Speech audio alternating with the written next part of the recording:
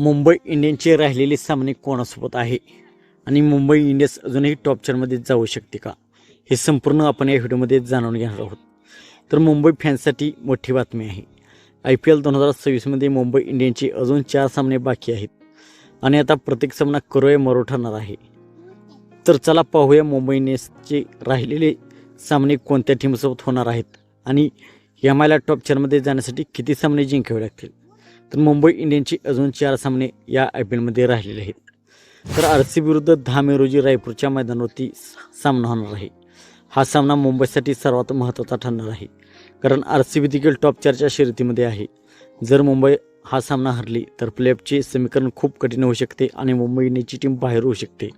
तर मुंबई इंडियन्सचा दुसरा सामना पंजाब किंग्स विरुद्ध 14 मेला धर्मशाला या मैदानावरती खेळला जाणार आहे.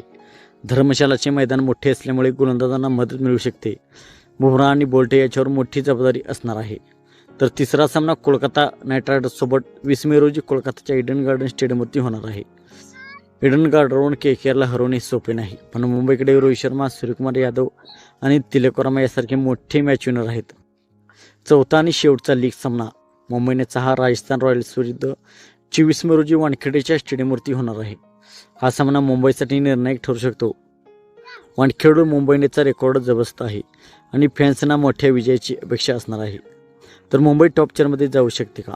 जर मुंबई इंडियन्सने उरलेल्या 4 पैकी 4 सामने जिंकले तर MIकडे प्लेऑफमध्ये जाण्याची चांगली संधी राहू शकते. पण फक्त मुंबई इंडियन्सला जिंकून चालणार नाही. Royal challengers Bangalore, Chennai super Kings आणि सनरायझर हैदराबाद यासारख्या टीमचे निकाल देखील महत्त्वाचे असणार आहेत. तर मित्रांनो, आणि मुंबई इंडियन्सला मोठ्या फरकाने हे सामने जिंकावे लागतील. नेट रन रेटमध्येही सुधारणा करावी लागेल. तर मित्रांनो, तुम्हाला काय वाटतं? मुंबई इंडियन्स यावर्षी प्लेऑफमध्ये जाणार का? तुमचा अंदाज कमेंटमध्ये नक्की सांगा.